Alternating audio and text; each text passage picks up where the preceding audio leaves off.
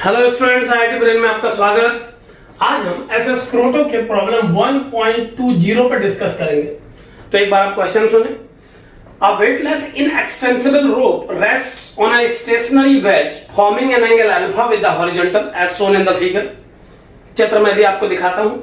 One end of the rope is fixed to the wall at point A. A small load is attached to the rope at point B, the other extreme of the rope. The wedge starts moving to the right with acceleration A. Determine the magnitude of acceleration of the load when it is still on the wedge.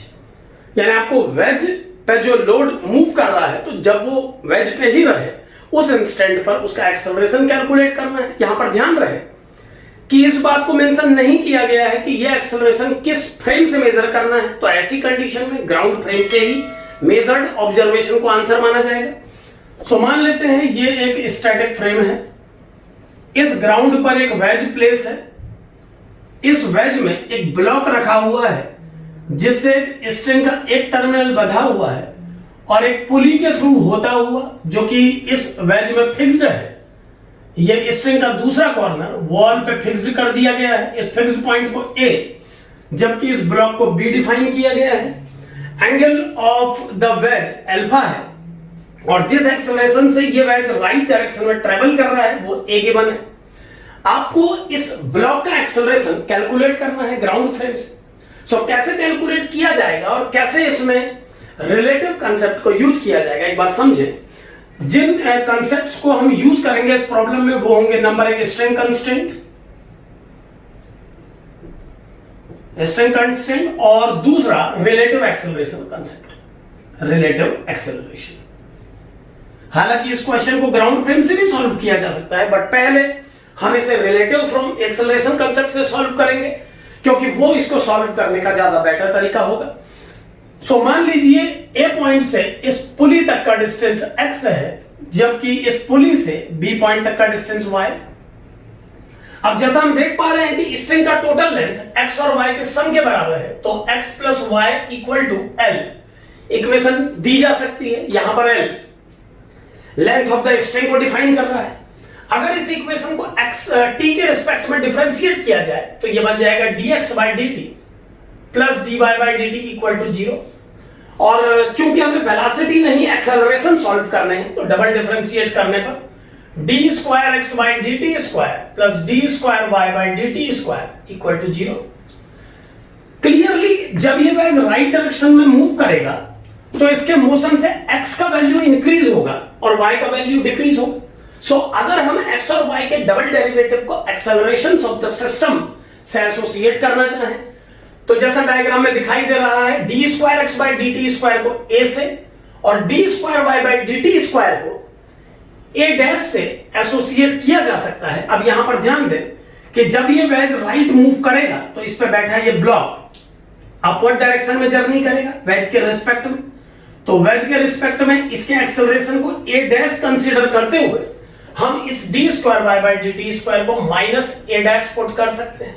यहां पर d square y by dt square को negative a dash इसलिए consider किया गया है क्योंकि a dash का relation y के डिक्रीज होने से है, न कि इंक्रीज होने से।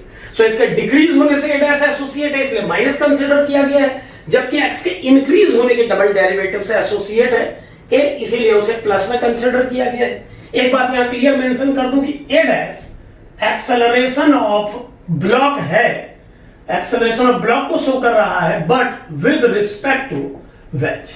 क्यों? क्योंकि y का मेजरमेंट आपने जिस पॉइंट से किया है वो एक स्टैटिक पॉइंट नहीं है, वो वेज के ऊपर फिक्स्ड एक मूवेबल पॉइंट है जो वेज के एक्सेलरेशन से ही मूव करेगा। सो जब आप किसी एक्सेलरेशन को या किसी डिस्टेंस को ऐसे पॉइंट से मेजर करते हैं जो खुद मूवेबल हो, तो आपका एक्सेलरेशन उस ऑब्जर्वर के रिस्पेक्ट में ही मेजर होता है जो उस मूवेबल पॉइंट से इस पूरी ऑब्जर्वेशन को, इस पूरी प्रोसेस को देख रहा है।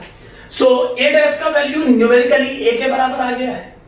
अब चूंकि क्वेश्चन में वेज ब्लॉक का एक्सेलरेशन पूछा गया है तो जाहिर सी बात है वो ग्राउंड फ्रेम से मेजर होना चाहिए। सो अब हमें इस a डैश की वैल्यू जो कि a के बराबर है और जो प्रेजेंट कर रही है ब्लॉक के एक्सेलरेशन को वेज के रिस्पेक्ट में, इसे कन्वर्ट करके रिलेटिव एक्सेलरेशन कांसेप्ट से ग्राउंड पे लाना होगा। तो सबसे पहले समझे कि रिलेटिव एक्सेलरेशन कंसेप्ट के अनुसार किसी एक बॉडी का एक्सेलरेशन दूसरी बॉडी के रिस्पेक्ट में, यहां पर पहली बॉडी ब्लॉक और दूसरी वेज है, जो वैल्यू होती है वो acceleration of block minus acceleration of ways के बराबर होना चाहिए।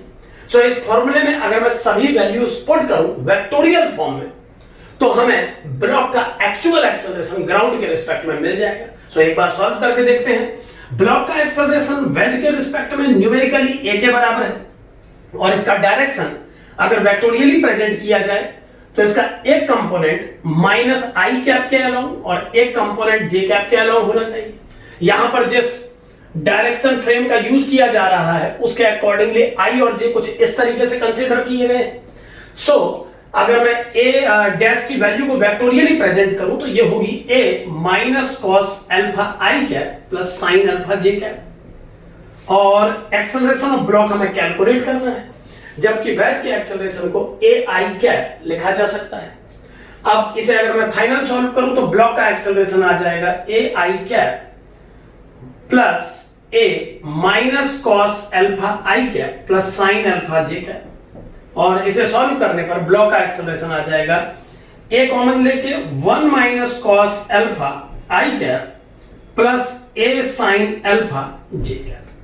अब इसे अगर मैं ट्रिग्नोमेट्री लगा कुछ और सॉल्व करूं तो एक्सेलरेशन ऑफ ब्लॉक आ जाएगा a 1 माइनस कॉस अल्फा को हम 1 minus 1 plus 2 sine square alpha by 2 में ब्रेक कर सकते हैं विद आई कैप फैक्टर, और दूसरा टर्म है a साइन अल्फा जिसे हम 2 sine alpha by 2 cos alpha by 2 के टर्म में ब्रेक कर सकते हैं। सो इस एक्सप्रेशन को सॉल्व करके ब्लॉक का एक्सेलरेशन आ जाएगा a, 1 को कैंसिल करने के बाद आप रिमेनिंग टर्म्स में से a इंटू 2 साइन अल्फा को कॉमन ले सकते हैं, तो डायरेक्शन वेक्टर बचेगा sine alpha by 2 I cap plus cos alpha by 2 J cap. अब यहां ध्यान देंगे अगर मैं इस वेक्टर को कॉस और साइन फॉर्मेट में कन्वर्ट करता हूं तो ये फाइनली क्या बनेगा, एक बार ध्यान से देखें। एक्सेलरेशन ऑफ ब्लॉक आ जाएगा 2a sine alpha by 2 into cos 90 minus alpha by 2 I cap plus sign 90 minus alpha by 2 J cap. चूंकि हम जानते हैं कि बेसिक फॉर्मेट में कॉस आई और साइन कंपोनेंट जे के साथ एसोसिएट किया जाता है अगर एंगल हॉरिजॉन्टल से मेजर किया गया हो, तो हमने इस फॉर्मेट को सेम बनाने के लिए साइन अल्फा बाय 2 को cos pi by 2 minus alpha by 2 से और कॉस अल्फा बाय 2 को sine pi by 2 minus alpha by 2 से कन्वर्ट कर दिया है, जो कि फॉर्मूले होते हैं ट्रिग्नोमेट्री के अकॉर्डिंगली।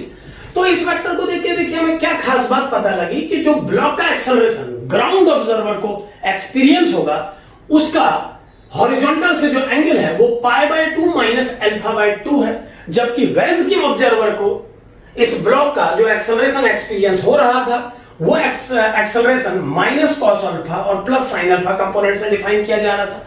इसका मतलब ये है कि वेज में बैठे ऑब्जर्वर को इस ब्लॉक का जो एक्सेलरेशन है वो हॉरिजॉन्टल से अल्फा एंगल पे दिखाई दे रहा है, जबकि एक ऐसे ऑब्जर्वर को जो ग्राउंड पे खड़ा है उसके लिए इसकी value pi by 2 minus alpha by 2 है। सो हम देख पाते हैं कि अलग अलग फ्रेम पर बैठे ऑब्जर्वर के लिए इस एक्सेलरेशन का जो डायरेक्शन है वो डिफरेंट हो सकता है। अलग अलग फ्रेम का ऑब्जर्वर अलग अलग एक्सपीरियंस कर सकता है वैल्यू को, उसकी डायरेक्शन को भी डिफरेंट एक्सपीरियंस कर सकता है। यहां पर मेन जिस पॉइंट की मैं और आपको इंडिकेट करा रहा हूं वो यही है कि पहले जब आपने देखा था वेज के रिस्पेक्ट में तो आपका जो एंगल हॉरिजॉन्टल के साथ था वो कॉस, इसे आप नेगेटिव डायरेक्शन से अल्फा समझे तो आपका उस समय एंगल नेगेटिव डायरेक्शन से अल्फा यानी अपवर्ड डायरेक्शन में था, क्योंकि आपने वेक्टर को minus cos alpha i cap plus sine alpha j cap से प्रेजेंट किया था, या आप चाहें तो इसे कॉस पाई माइनस अल्फा और साइन पाई माइनस अल्फा में कन्वर्ट करके माइनस से प्लस बना सकते हैं, यानी आपका एंगल पॉजिटिव डायरेक्शन से पाई माइनस अल्फा था। लेकिन जब आपने इसे ग्राउंड फ्रेम से कन्वर्ट किया तो ग्राउंड फ्रेम से कन्वर्ट करने पर यह एंगल आपने pi by 2 minus alpha by 2 देखा, यानी ग्राउंड फ्रेम के ऑब्जर्वर के लिए इस ब्लॉक का जो मोशन है वो किसी और डायरेक्शन में हो रहा है। सो अलग अलग फ्रेम से मोशन का मैग्नीट्यूड और डायरेक्शन दोनों की ही वैल्यू एक्सेलरेशन और वेलोसिटी सभी के लिए चेंज हो सकती है। सो यहां पर हम एक्सेलरेशन के लिए सॉल्व कर रहे हैं। अगर मैग्नीट्यूड वाइज में इसे फाइनल करूं तो ये बन जाएगा acceleration of block with respect to ground frame equal to 2a sin alpha by 2, क्योंकि हम जानते हैं कि इस टर्म को मॉड्यूलस करने पर इसकी वैल्यू 1 आएगी कि यह केवल डायरेक्शन प्रेजेंटेटर है, यह हमें केवल डायरेक्शन के बारे में इंडिकेट करा रहा है। सो जो एक्सेलरेशन वेज के फ्रेम से मैग्नीट्यूड वाइज ए दिखाई दे रहा था, जब उसी एक्सेलरेशन को ग्राउंड से ऑब्जर्व किया गया तो उसकी value 2a sin alpha by 2 आई।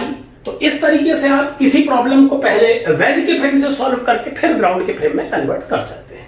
यहां पर रिलेटिव फ्रेम से सबसे इजी स्टेप हमें यह देखने को मिला कि आपने विद इन सेकेंड्स ये पता लगा लिया कि आपका जो ब्लॉक है वो वेज के फ्रेम से उसी एक्सेलरेशन से ट्रेवल कर रहा है जिस एक्सेलरेशन से ट्रेवल कर रहा है आपका वेज ग्राउंड फ्रेम से। तो वेज का ग्राउंड फ्रेम से एक्सेलरेशन इस क्वेश्चन में उतना ही है जितना ब्लॉक का एक्सेलरेशन वेज के फ्रेम से है न्यूमेरिकली। बस उसके बाद चूंकि आपको ग्राउंड फ्रेम में कन्वर्ट करना था तो उसके लिए आपको ये कैलकुलेशन फाइनल ग्राउंड तक सॉल्व करना पड़ा। सो इस तरीके से आप ग्राउंड फ्रेम से इस वैल्यू को कन्वर्ट कर सकते हैं।